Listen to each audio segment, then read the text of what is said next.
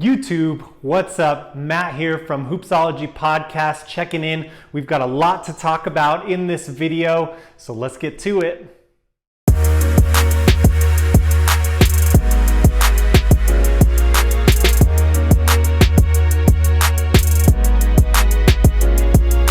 All right, this video is brought to you guys by Hoopsology Podcast. Every single week, Justin and myself talk. You can find our podcast, Hoopsology Podcast, again, anywhere you listen to podcasts. So let's talk about a few things this week.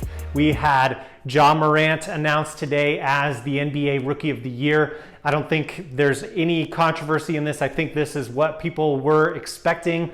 Electrifying rookie this year. Memphis, one of the surprise stories of the regular season this year. So congratulations to him.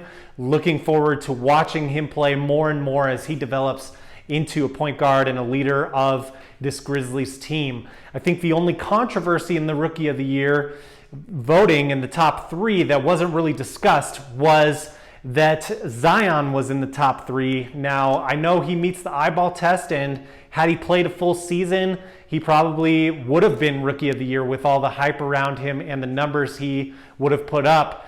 But in my opinion, this is something in NBA awards that the NBA needs to maybe make a rule about, or something, in that I don't think you should be able to be a finalist in one of these awards if you haven't played 50% of the regular season games. Zion well below that at 24 games played this year. So I think the NBA needs to do something about this again and cut it off and not allow these to happen. Okay, next thing I want to talk about is the Steve Nash hire by the Brooklyn Nets. It was announced Thursday morning that Steve Nash will be the next head coach of the Brooklyn Nets.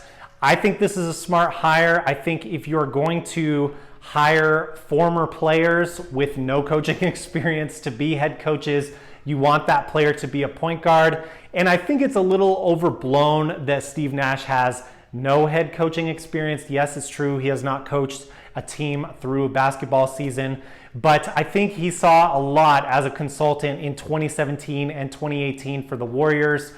I also think that's the main reason why he was hired, is that he's tight with Kevin Durant, and Kyrie Irving also signed off on this hire. It's great from a chemistry perspective because we know in the NBA you have to keep your superstars happy or they're going to leave. So I think you have that taken care of. I think Steve Nash just has a great basketball mind.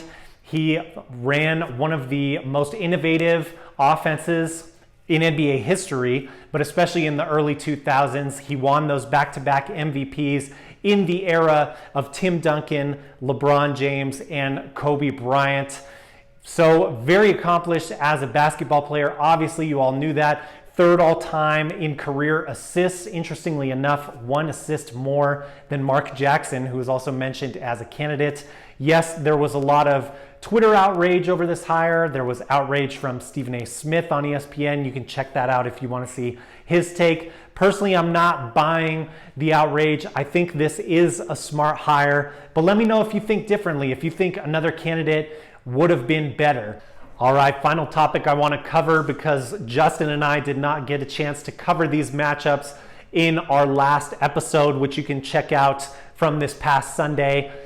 I wanted to cover these second round matchups, the LA Lakers taking on the Houston Rockets and the Clippers taking on the Denver Nuggets. Let's start with the Lakers and the Rockets. You've got LeBron and AD versus Harden and Russell Westbrook. Look, I think the Lakers just have too much here for the Rockets to be able to handle defensively. It's going to take an incredible shooting spectacle for the Rockets to beat the Lakers. I think Anthony Davis is just going to be able to do whatever he wants to the Rockets. So if he is aggressive and if LeBron is aggressive, they both are going to be able to do whatever they want to this Rockets defense. So I don't see this series lasting very long. Actually, I think this series will be Lakers in 5 games. Last series, let's talk about the Clippers versus the Denver Nuggets. Now, Nuggets won against the Jazz in 7 games. you'd have to think there's a little bit of fatigue coming into this series. So I do like the Clippers in this series. I think the perimeter players of the Clippers will give Denver trouble. I think defensively, Denver is going to have some issues here, and I'm just not all that confident that Denver's offense is going to be able to do enough, even if Jamal Murray goes off. I do think Clippers have the personnel that can slow down Jokic and kind of interrupt their flow and their rhythm on offense. So I do think that this second round is potentially a little more boring or uneventful than the first round in the West. And I'm also going to pick the Clippers in 5. So both the LA teams in 5 games here. Let's see what happens. Let me know your thoughts on all these items. Is Ja Morant your rookie of the year? Was Steve Nash a good coaching hire? And make your series predictions in the comments below. Any good thoughts, we'll bring them up on the podcast. You can check out that every week. We usually post Sunday nights. You can find us anywhere you listen to podcasts. I'm out. Have a great rest of the week. Thanks for watching.